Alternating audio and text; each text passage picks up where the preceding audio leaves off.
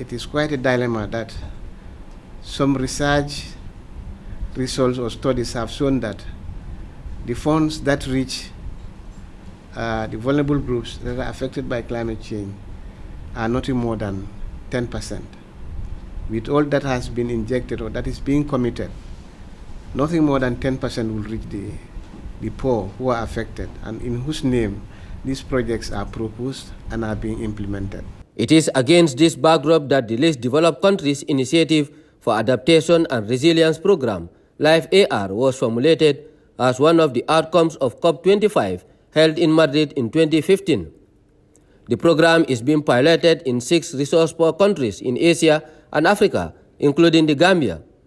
Launched in 2019, seeking to improve the delivery mechanism of climate financing to address the obstacles in development processes, work have begun in the Gambia since April 2022 through the tax team headed by Mamadou Wuri Jallow and today's technical meeting, spearheaded by the Ministry of Environment and Climate Change, will spell out the roles and responsibilities of actors. The establishment phase is characterized by this study, the baseline study, and the study on the financial mechanism. Once these are identified, then we will graduate into implementation, whereby the task team will still guide the process to make sure that LIFE AR work is carried out here. One key approach is the business unusual approach. We have the whole of society approach, and we have some other approaches that we want to dwell on in this 2-day period so that we understand it and then we are able to popularize it, promote it, and we are able to engage stakeholder communities. The Gambia is attracting significant goodwill internationally, premised on its unquestionable national determined contributions, NDCs, and the recently long-term strategy, LTS, which commit to zero greenhouse emissions by 2050. New projects are underway towards climate mitigation and adaptation, as well as building resilience for the vulnerable. The Deputy Permanent Secretary, Technical, Ministry of Environment, Climate Change and Natural Resources, Abubakar Zaidi Jallow, emphasized on the need for greater commitment to addressing gaps in implementation of climate actions.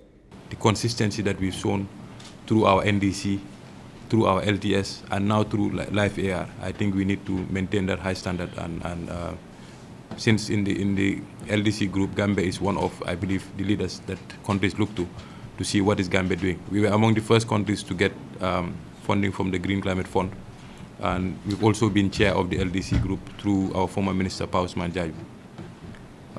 So basically, LIFE AR is also not necessarily a project, but it's a process, because we're already adapting to climate change, maybe not effectively.